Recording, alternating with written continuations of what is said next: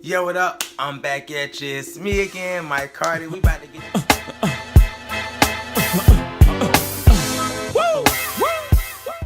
Yo, what up? I'm back. Yes, I'm about to get into marriage and medicine because if I don't do it right now, it ain't gonna get done, okay? How y'all doing, everybody? I'm doing pretty good. Had to give me some rest earlier because I was just tired as fuck. You know, I ain't get no dang on sleep all day yesterday. I was pretty much up like 24 hours, so I had to work and everything. So I got to go back to work in a couple hours right now. Let's get up into the whole dang on episode. I hope y'all having a pretty good day and everything. You know, the week is going pretty good. I'm trying to bring y'all some more videos and everything like that. I'm going to get on to my Black Ink crew because I'm so happy that New York is back because Chicago was draining the fuck out of me and I'm just not really feeling them like that right there. So that's why I've been so far behind the review. I did the review last week, but hell, I ain't put the shit out yet. I probably will do it tomorrow or something like that. Or go ahead and combine the two. I won't like it the way I was looking. Anywho, we talking about marriage and medicine, okay? Make sure y'all go follow me on social media at MikeHartTV. Yes, on Facebook, Instagram, Periscope stuff. I have not went live on Periscope. I think I'm gonna try and do that next time I do go live. I'm gonna be live on YouTube and on Periscope. Anywho, so we leaving Toya's party and pretty much, Dr. Scott, he's pissed off. He's ready to get home to his wife because Toya done shaded him, shaded her at the party for her not being there, and it just kind of got him all the way pissed off. So he comes through the door right then and there. You know, he sees like distress in Contessa's eyes because you know she's been dealing with her father and stuff. And that was the reason why she didn't go to the party because she had more important stuff to do. Okay, so yeah, that's why she wasn't there at your shit because she had more important stuff to do. And I don't blame her. I would have been right there taking care of my daddy, my mama, anybody else, my sister. You know, if they needed some damn help. Then they gonna be playing nurse or some shit like that you got going on. Anywho, she reveals how she picks her father up from the airport, and he's pretty much going through, you know, sleeping spells where he's like on and off sleeping. He's just, you know, not being able to stay awake, and she's just really concerned about his health because she knows as a doctor that's just not really good for the situation and the cause. And pretty much, you know, she's saying that she's concerned that she wants to, you know, kind of dig a little deeper and everything like that. Meanwhile, Dr. Scott's like, okay, let me tell you about your girl. Your girl done, you know, pretty much tried to call you out at the party and everything. And, you know, I just won't fill in the whole entire situation and stuff. So Contessa's like, I'm just tired of her and her shit because she always celebrating mediocrity and I'm just not here for it. Like, for real. Like, I just don't really understand Toya. I don't get her, and I got much better things and more concerning things to do than to be sitting here dealing with your fuck shit, okay? Moving along, dang on, Heavenly and, Jackie, they over at paintball, and she actually invited Quad. Heavenly did. She wanted this to be like a nice little meeting of sound minds to release some stress, and they can talk as sisters, and she can really kind of see what's going on with Quad because Heavenly is really concerned, and you know she brought Jackie, which is the voice of reason, to kind of be right there to be the mediator and stuff. You know, that way they can talk through some things because everybody wants to know what's going on with Quad because she's really been distancing herself from every damn body in this whole damn season so far. And she's a no-show. She calls. She's like, bitch, I got much better stuff to do. And that's that right there. Anywho, Heavenly and Jackie, they get the dang on playing paintball. And Heavenly wants to beat Jackie at something because she's just like, you know, I'm tired of her and I just want to get her or whatever. Anywho, roles was reversed because Jackie ended up gunning her ass down like Rambo on First Blood, making damn Heavenly ass surrender to some paintballs and shit. Anywho, move along, dang on.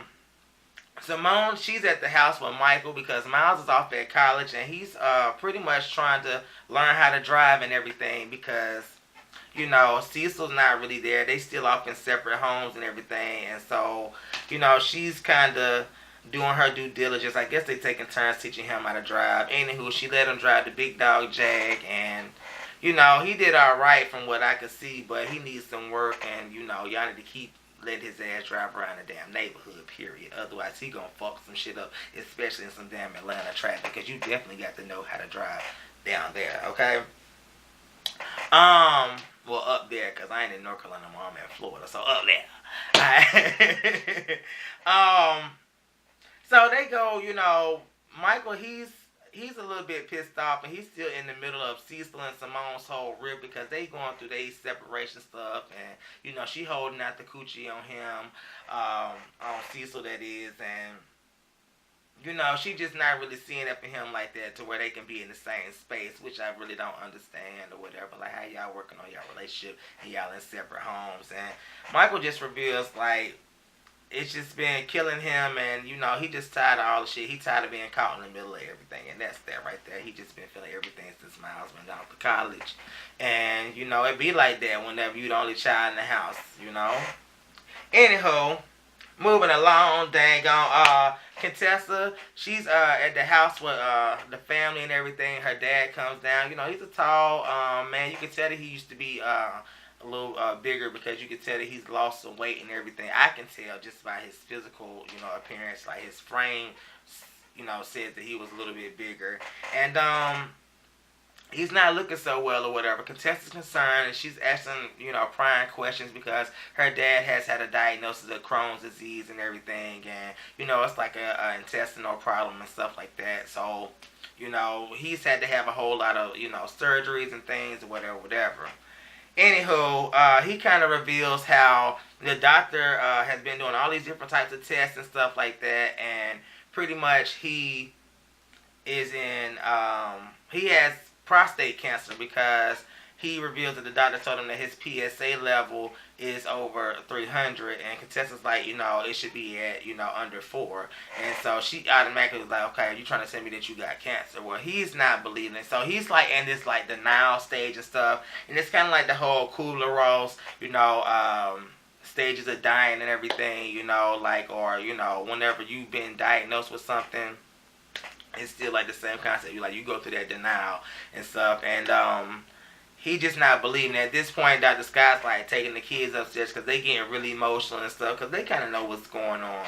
And at this point, Contessa's like, whatever you decide to do, that's on you, but just know I'm here. You need to be seeking treatment. I want you to stay here if you can, but we're gonna make this thing work. I love you and everything like that right there. And it was actually a nice heartfelt moment because hell, you only get one set of parents and stuff, so you definitely want to cherish your parents while they're here, and and make sure that you're doing everything you can to take care of them because they did what they had to do to take care of us growing up. So it comes a time point where the roles reverse and you have to, step into that role. A lot of people don't want to step into that role, but, you have to a lot of times, at least I know I will whenever that point in time comes. I'm like, I already told my parents, like, you ain't got to worry about it. We is not sticking y'all asses up in no home, not as long as I got breath in this damn body, okay? It's going to be 2 nurses in the family, and me and my sister going to be nurses, and then she's going to elevate herself to be a doctor. Yeah, okay, boom. Anywho, he actually promises to keep her in the loop with the whole situation, and, that's that right there, with the whole test results and stuff. Boom, moving along, Mariah's at the house, and, she's there, and Miss Mariah, is there, I done said that twice, I know I did. I'm going to say Miss Lauren, she's upstairs, and she's kind of going through this whole little transition from, middle school to high school, where she is want to dress kind of more, young adultish, adolescent, had start to develop their own little flavor, and she's kind of like, Mama, you picked out all this stuff. I know it's name brand, but that shit is not cute. I ain't feeling Kate Spade no more, what I'm saying, what's what. And she's just kind of going through this because Lauren has like this, childish look and everything, and that's kind of, you go through that as like a teenager, preteen. Like you want to kind of get to that adult look before. It's kind of like you want to grow up a lot faster than you should. But I just remember going through that, where it's like you want the hair on your chin, your face, and then when that shit start growing, you like, what the fuck? You know what I'm saying? Like, I don't want this shit here no more. This shit itch and everything on things. So I get where Miss Lauren was coming from. She just doesn't want to be looked at as like a child, and she's getting tired of being at the kids menu offered to her when she goes out and everything. I mean, and truth be told, Lauren, you're gonna be all right, girl. Just don't worry about that. Just continue to be a young adolescent, and you're gonna grow up into be the woman that you're supposed to be. So don't rush it, because I know a lot of people that was looking real kiddish. I even had that little boy effect. You know what I'm saying? And then you grow up into be what you are. So. I understand, I get it totally, and you're going to be alright. Same way Mariah spawned into a damn butterfly, boom, there you go. You're going to be just like your mama, so don't even worry about that, girl. And then Mariah goes into this whole damn thing about how Miss Lucy, pretty much put her on birth control and stuff because she felt like that all of Mariah's friends was having sex, so, she wanted to take, preemptive measures to put Mariah on birth control, even though Mariah wasn't having sex, so she said, she admitted to, Lauren, that offended her and everything, and, she started off the same way Lauren did, and by the time she finished high school, she was curvy and everything like that, so, like I say, I mean, they had a nice little, mommy-daughter talk and everything, and they even talk about sex and what it means to be with boys and stuff, and Lauren's like, what I'm saying, I'm far from that whole scene. I don't want no parts of that right now. So that was a good thing. They made this whole little pack, books over boys, and I'm like, that's the way it should be. What I'm saying, everybody should be having these talks with their children, when it comes to sex and everything. That way people are not finding out on their own, what I'm saying, or finding out on the internet and everything. Because a lot of times you find out and, things via internet, via your friends, or being just, overhearing people. So it's actually nice the fact that they had this actual conversation. Don't move along, dang on. Toya and Eugene looking at houses again, and it's really interesting because they've actually had debt problems and all that. They had to downsize from that big ass house that I knew was gonna put them way up under a few seasons ago or whatever, and it actually did. That's how they actually got into the $170,000 worth of debt. Eugene was working all these hellish hours and shit to pull them up out of it, and they back looking at big ass lavish houses that's beautiful as fuck, but they can't afford it or whatever. And I actually, was looking at the situation inside-eyed until, the realtor actually revealed the whole price to them, and Eugene was like, I'm saying, I worked some more hours, and Toya was like, Toya ass, was like, no, let's talk about this, let's rework this because I want you to be around. I don't want you working a whole bunch of hours. I want we can downsize and we can still live comfortable.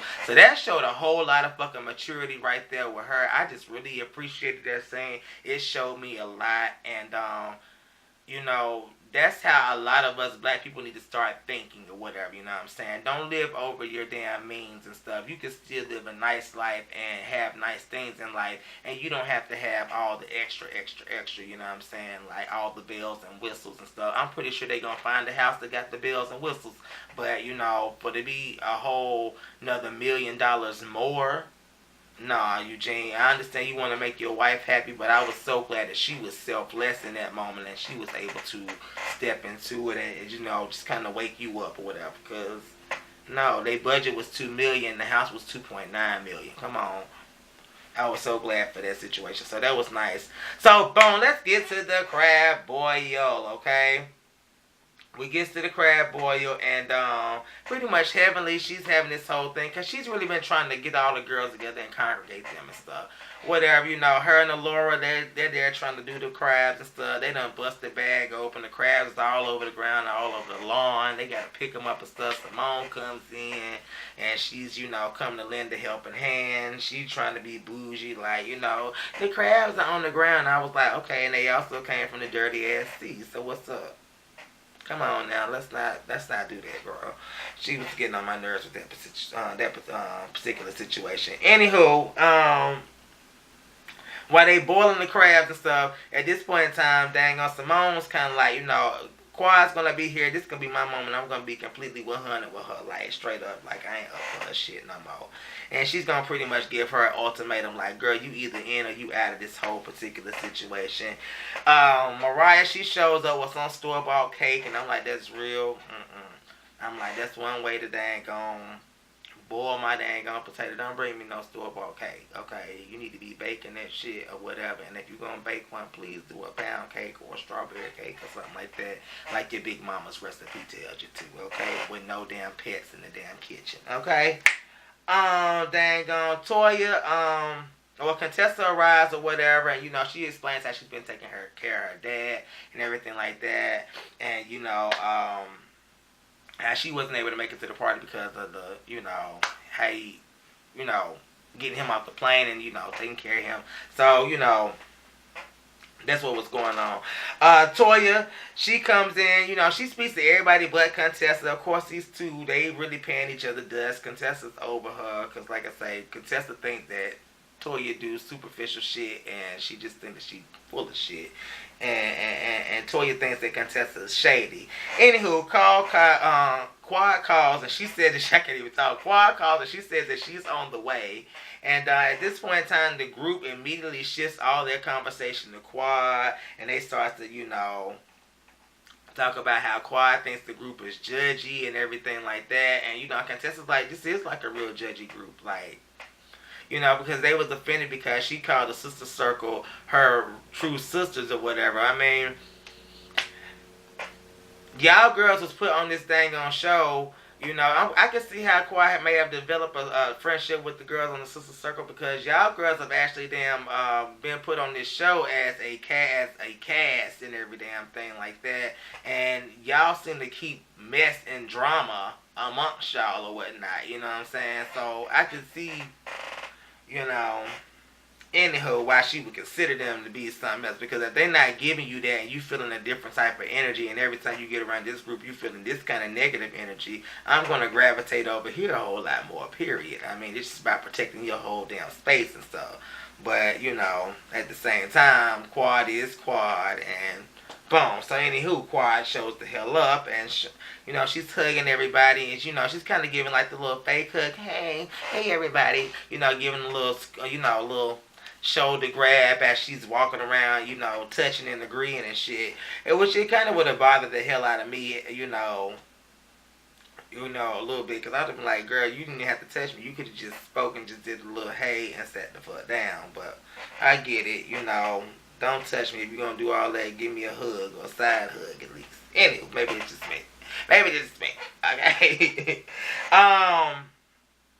So as soon as she sits down, Simone goes into the attack. She's like, I want to know why you haven't reached out. We've been trying to get up with you and everything. I want to know why you haven't reached out to us or whatever, you know what I'm saying? And Quad instantly is like, I've been going through stuff and da-da-da-da, and I would hope y'all would understand, and, I just need my space and everything like that. And I can understand that particular situation. When you going through a divorce or whatever, you want your dang on space, but bitch, let me read you, Miss Quad, or whatever, because Dr. G done let the whole damn cat out the bag. You fake as hell. He already done revealed that few years ago, for the past 4 years, since like 2014, your ass had moved out of the bedroom way back when. So you trying to put on this front with us this dang on season, like you just moved out of the damn bedroom. He been said that you ain't been giving him no sex or nothing like that. So really you been putting on for the damn camera, which we already dang on knew. Like I said before in a whole nother damn review, y'all marriage was staged as fuck or whatever, and you really just milking this whole damn thing. But I understand, you got sister circle going on. I appreciate all that. I mean, you got multiple gigs. You went from working to not working to being on the dang on show. Now you're working on other shows. So I can do nothing but commend you and applaud you for that right there. I mean, come on. But at the same time, you need to go ahead and keep it 100. You never did like Dr. G, and that's what the fuck it was or whatever. And it is what it is, and you just mad because the girls is up here digging in your shit. Like, come on. Anywho, Contessa, she actually, chimes in, like, what I'm saying, y'all do the same thing with me, y'all judge me and all this, that, and the third. And at this point, her and Toya, they had this whole little tiff, what I'm saying, about the whole eagles and chickens and everything like that right there. And Pretty much, contestants like, I'm flying high over your bullshit, girl, because you's a bird, you's a ghetto hood rat, or whatever, and I ain't here for your fuck shit. So, Simone, she's back on Quad. She's like, I've proven myself to be a good friend. Quad, she instantly gets irritated by the situation and everything. And Simone's like, girl, why the hell did you show up if you wasn't going to sit here and dang on, keep it 100 with us, you know what I'm saying? And my take at this moment why Simone was going in so hard was Simone had her a few damn bottles and everything, and she was drunk as hell, and she was just like, okay, I'm jumping on Quad shit. I mean, she already had it in for her, but when she sat down, I felt like that she went extra hard. And if you was really that truly concerned about the situation, you should have pulled her to the side, because you said that y'all had developed a special friendship, especially as she done gonna help you track down your daddy and everything like that, or whatever. Or y'all went to Nashville, and I mean, come on. That should have been something you should have been doing, pulling her to the side, but you decided to use that and attack her in front of the group. So she goes on the defense. I get it, honey, I get it. But in true Quad fashion, of course, she gets up, she storms off, she makes this whole big old scene and everything like that. Toya tries to go cool the situation down, Quad, she runs the hell off, and everything like that. It was just like this whole big dramatic fiasco, and I was just like, oh God, girl, come on, like for real, Quad.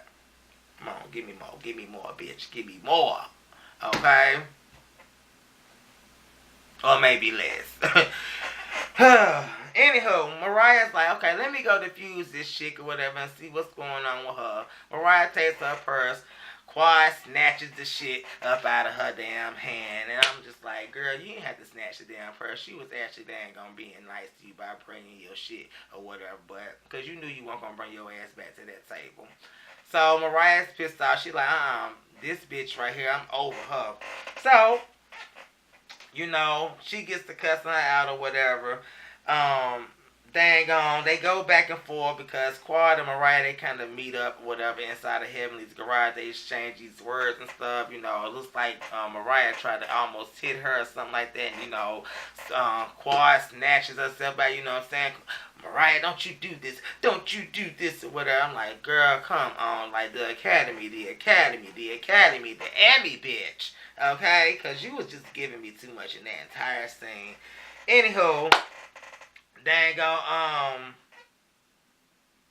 go up in this little room, whatever. Mariah desensitizes her, I think Toya brings her ass in there, and she's just kind of like, I can't be around things that are just not sisterly.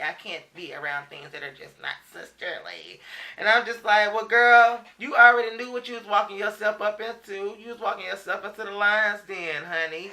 Okay? You was walking yourself into the lion's den. If you really didn't want to walk into that type of situation, you could have met with these girls individually and broke down the situation, and then you could have came together as a collective whole. But anywho, you walked yourself into this situation, and you talking about you don't want to be around stuff that's sisterly. You being shady as fuck to all these girls, and that's the reason why they own your ass or whatever. At this point in time, Heavenly, she snaps, because she like, girl, what the fuck did I do? I ain't did nothing but try to be nice to you. I've been trying to be here for you and everything like that, and you got a nerve to be like, I ain't a damn sister. That's what the fuck we do. We sit here and we try and work stuff out, but all you keep doing is running from the situation. And I felt Heavenly wholehearted in this, because I did feel the genuineness of Heavenly. Despite all her shadiness and everything like that, Heavenly do got a good heart, and I did see that she was trying to, reach out to the girl this whole entire episode. So, like I say, you must just be talking to about a certain couple of people in the group, because I don't think that you can really classify all these girls, because they all pissed off at your ass, but you not dang on returning their calls or showing up to their damn shindigs and everything like that.